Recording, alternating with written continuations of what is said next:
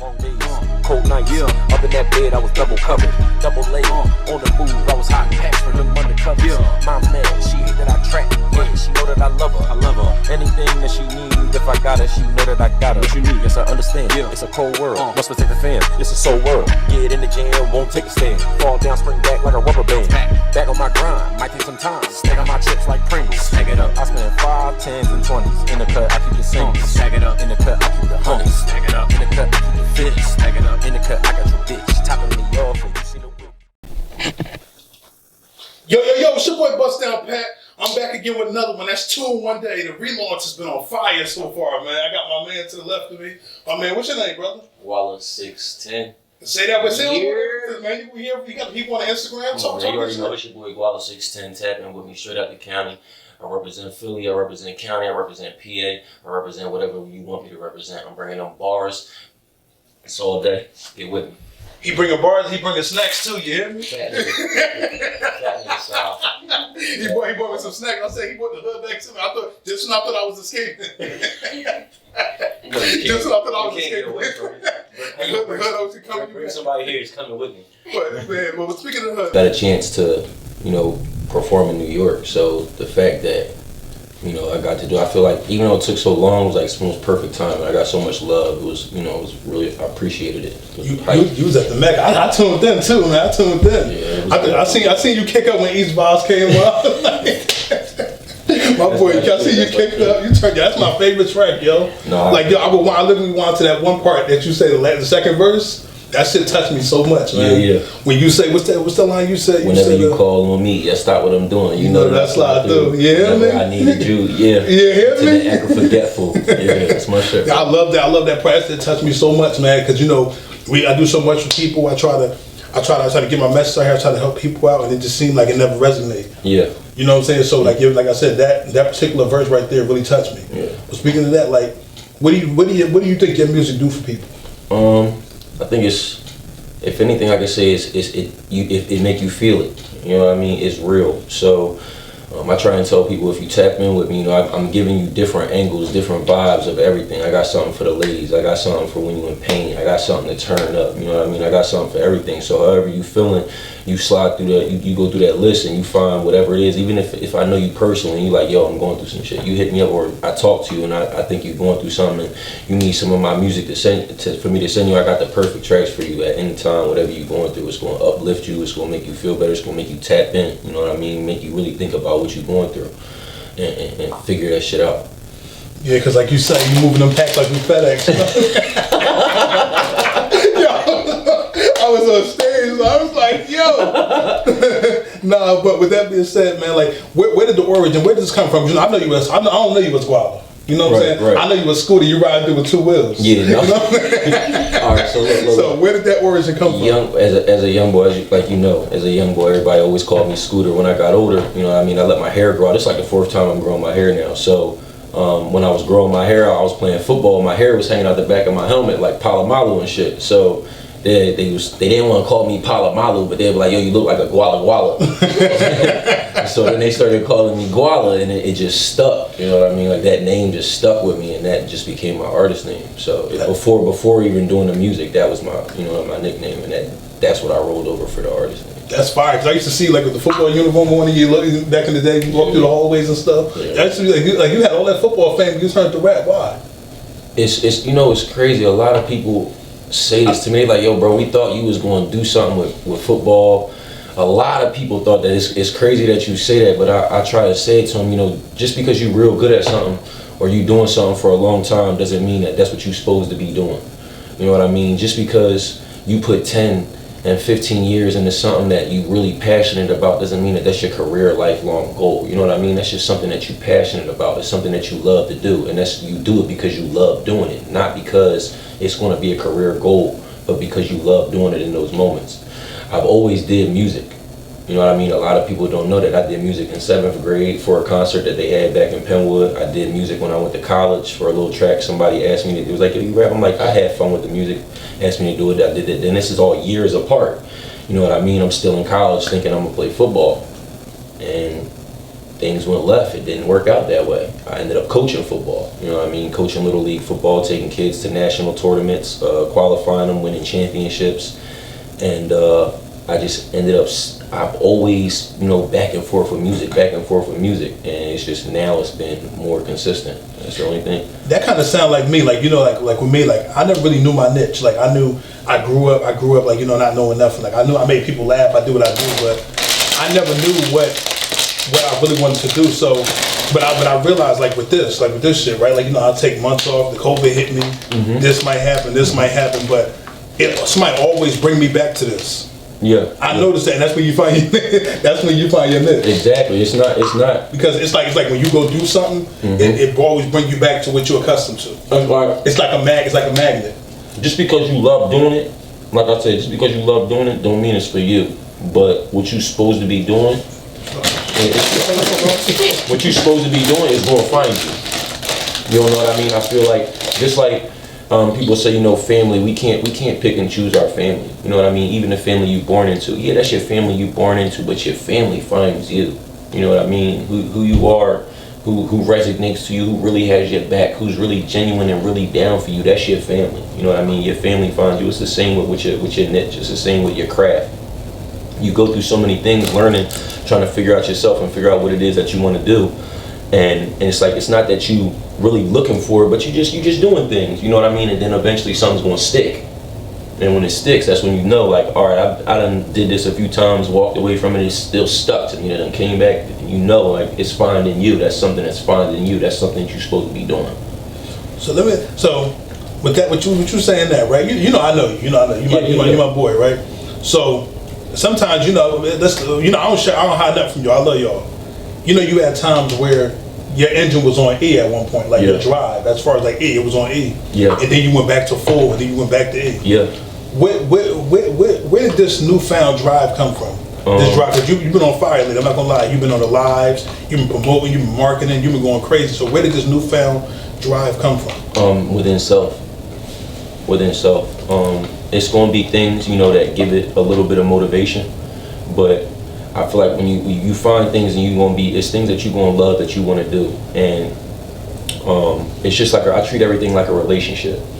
When you get into a relationship, you know, it's like you start dating this girl, and all of a sudden, all these guys is coming out of nowhere. This girl been single for so long. All these guys start coming out of nowhere, and they want to be with her. You know what I mean? It's gonna be little things that's gonna test that relationship to see how bad y'all want to be in that relationship. How bad do y'all want to be with each other? You know what I mean? It's gonna be women testing you, and she gonna be seeing it.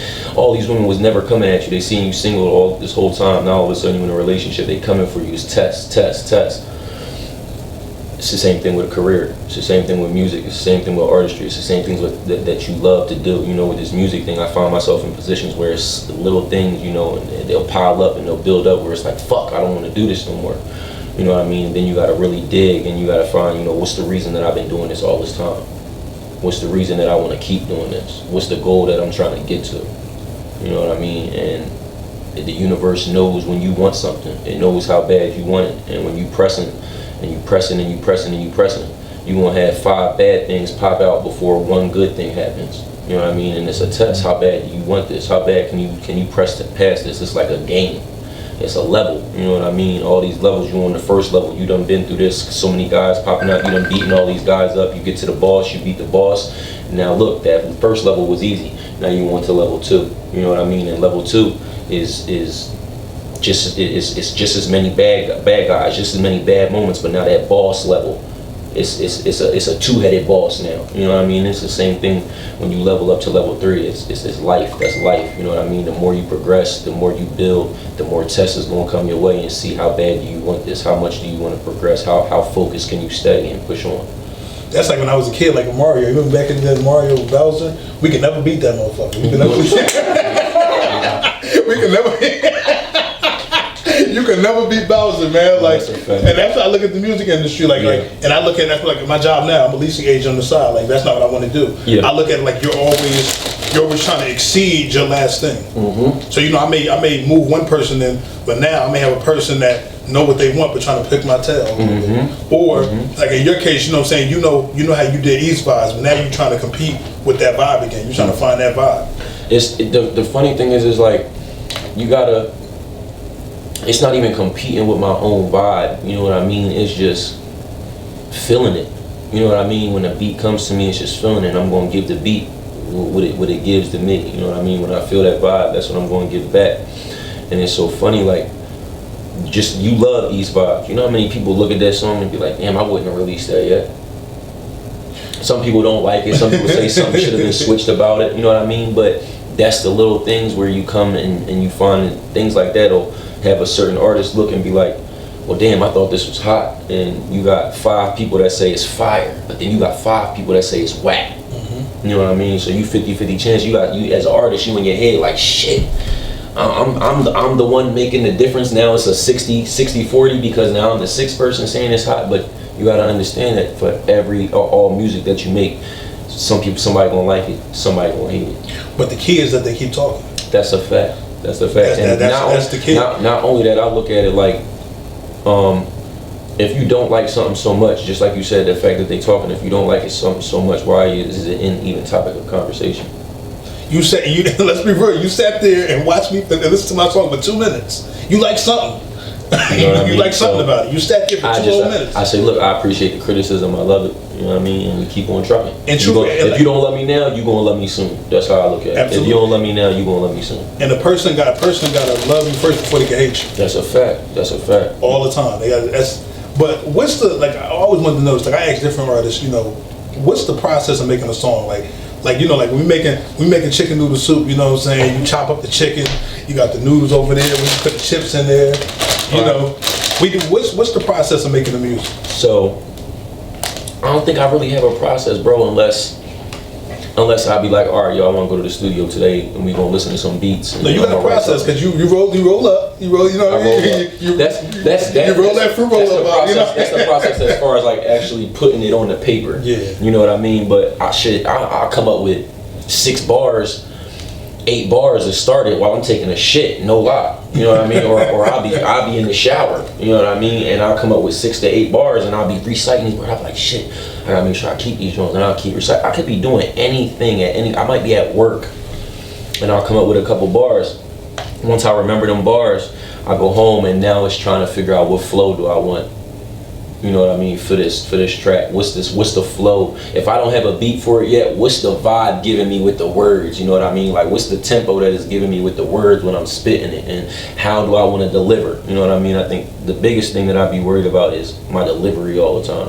How I want to deliver each, you know what I mean, each word, how I want to deliver each bar. You know what I mean? That's more so my thing. Yeah, because I think me and you was talking off air. I was saying like how a lot of engineers don't really put a lot of energy into the artist. Yeah. Because like you might say like on East Vibes, you may just go in there and try to knock it out one take, and they'll let you. Mm-hmm. You be having missing words, and you know, and you know when you're recording on what is it, Pro Tools, whatever you use, it picks up every little thing. Mm-hmm. Even if you it picks up every little thing. So if you don't say it correctly, you might have a jacked up track. Yeah. So that's what I was saying. Like I love actually, like, what's the process? Because a lot of people just be throwing music out, and I don't think nobody's really trash. Let's be honest. Like everybody has their own creative niche. You have your own lane that you stay in. Yeah. And everybody has their own lane that they stay in. But I just think that they're not putting enough energy into that lane. Right. Like with me in comedy, like I may not appeal to everybody, but I know what lane I know what lane I'm in. Yeah. You know what I'm saying? Like, and that's how I think. In your case, like I feel like you could be universal. Yeah. You're your biggest critic. Yeah. Another thing, like as far as like how I want to deliver my bars is try to make sure that I'm trying to be as versatile as possible. You know what I mean? Like I don't want to stay in, even though drill beats is what's kicking up. I don't want to keep doing drill beats. You know what I mean? Even though that's what's kicking and people like that shit, I don't want to do that. I want to have my own originality, my own thing. Like, yeah, I can rap on a drill beat. I had music to drill beats, but I don't want to do drill beats every time. That's just because what people like right now. No, I don't want to do something that y'all like. I want to do my own thing and make you like me. But that's what I go by, staying in your own niche. Mm-hmm. You see what I'm saying? Like staying in your own comfort zone, because if you're catering to that particular brand just to get that audience, you're gonna always have to keep up that energy. Yeah. You know what I'm saying? You got to always, and then people are never gonna be able to see who you truly are. That's why if you look at artists, it's like, who can I think of? Like I'm thinking new artists. I can get too old, a Trippie Redd.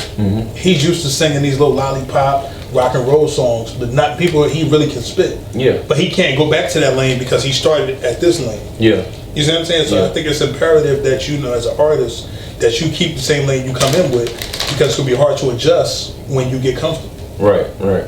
Like, so when you become a real household name, we see Guala on billboards on top of the Chink store. Remember that billboard on top of the Chink store, Red McDade? You know what I'm saying? Like when we start to see your billboard, you know what I'm saying? You're gonna have to be that person. That's a fact. You know what I'm saying? But as far as like portraying, being the person that I am, it ain't nobody that could ever meet me in person as opposed to what they saw on my Instagram and say that I'm not the same person.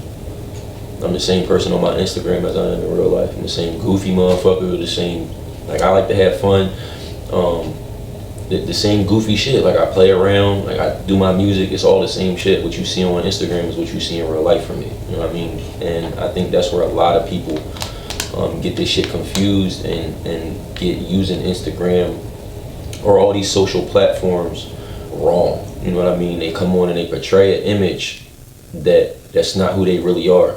And then when you come on in person and somebody pulling your card, now you look crazy. You know what I mean? So anybody that knows me, it's hard. It's gonna be hard for anybody to really play me on a social platform because I'm always me. Like, I'm always me. Anybody that meets me in real life, they'll never be able to say, oh, you was on the gram on some shit like this and you ain't even, no, because how I am is how I am on the gram. Now, with that being said, you see, I snap that game crazy. With that being said, are you worried about the perception that people perceive you, like how they perceive you? Like, Nope. Do you ever worry about that? Like, well, you know, I come off like this. I might be in the hood, but I might be here in Vegas or LA. I might be here with the homies and stuff, but I may be here. Like, you care what people think. Like, so say if your whole image changed, I'm like, yo, I want you to wear this, and that. I want you to appeal to this audience. Do you care what they think? I guess it would depend on like what it is I'm wearing. You know what I mean? If you tell me put a dress on, I'm not. That's already done. You know what I mean? That's a dub. Because I'm not. We're not wearing no dresses. We're not something about something.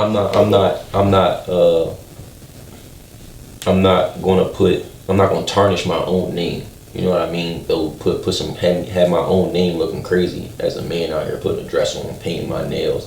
You know, to each his own. If that's what any artist want to do, that to each his own. But when it comes to me, I'm not doing that shit. It's gonna always be me, originality, and that could be part of, you know, what takes so long with a lot of this shit, because people will get signed or people will go to these labels, whatever it is, and they want you to put a dress on, or they want to change your whole image and do all this other shit, and they down for it because the check is in their face. Well, now you got motherfuckers looking. We got it. No. I'm not talking about anyone in particular. Yeah, not anyone in particular, but more so just, you know, what artists don't care to do because the money is right in front of them. You know what I mean? What you people worry about so much what other people think, but you did it to yourself. You know what I mean? You worry about what these people got to say about you, but you was okay doing it in a time when it happened to get that money. Them repercussions of that shit. You see what I'm saying? That's not me. I'm never going to have to worry about that. I'm never going to have to deal with that, because just because you got $1 million in my face, you're not about to tell me to put a dress on just so I can get. No, it don't work like that. I'm not going out here killing my name and killing my image and trashing my shit just so that I could put a dress on and be signed. No. I feel like we got morals, yeah? Yeah. But let me ask you a little question, man. Where do you see Guala in like 5 years, man? Because you've been kicking up. Like I said, you just performed in New York. A lot of people don't perform there. You know what I'm saying? Where we see Guala going? Keep going up, higher and higher. You don't see yourself on no platforms. We don't want to be on BET. We don't want to be at the VMAs. I hope to be there before 5 years.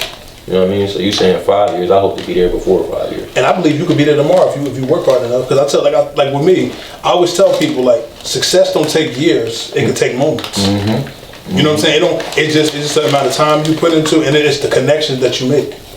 Because I could be talking to you. You know what I mean? You could have on some, like in New York City. You know how many rich people walk around with dirty shoes and dirty clothes and don't care? Bro, when I was younger, you know, when you're younger, you see a lot of things and you judge a book by its cover. You don't know. It's all innocence. You know what I mean? When you're young, you walk around and you see people look dirty, bummy shoes, shirt fucked up, and they not homeless. He just got out of a car. Come into the Wawa, and you look at him like, damn, homie don't care about the way he look. He smell like the back of a Wawa, like, you know what I mean? Like, smell like Major's hoagie shop. You don't care about nothing. But then he pull a mitt. Because he just got off work. He not worried about what nobody else think. He pull a mitt out this big that can take care of him and his family for the next 3 months and could take off of work if he decided to. And your shoes cost the amount of money he just pulled up. Ain't that some shit? like people spend $2,000 on Gucci and stuff like that, but be in the hood in front of the Chinese store and a dude like that will walk by with some regular DoorDash jeans or something like that. And can do all the same shit you can do. He just choose not to do it because he got responsibility. You know what I mean? He got shit that he got to take care of. It's not about looking. It's not about what somebody else think. It's not worrying about what somebody else think about you, what you got going on, what you doing. And I tell that to everybody. I don't give a fuck about what you got going on, what you doing, who you know, who you are. I don't care about none of that shit. I match energy. I match the energy you bring to me. You know what I mean? So I don't worry about what people think about me. I don't worry about what people think about what I'm doing. I don't care about any of that. I just keep doing me. I'm gonna always be me. That's all I can be, is be me. With that being said, man, we're gonna continue to be us. Thank you, my boy. I finally got you through, man. I'm proud of you, man. Word up, appreciate you, bro. I appreciate you. I'm proud of you. Keep doing your thing, man. You at the place I want to be. You on the West Coast. I'm next. Yeah, I said even if I gotta be homeless, get on out there. You heard me? I said even if I gotta be homeless under a bridge, I'm getting out there. I was looking at you like you had a dress on. You. Pat TV, we out, man. It's your boy Guala. Check it.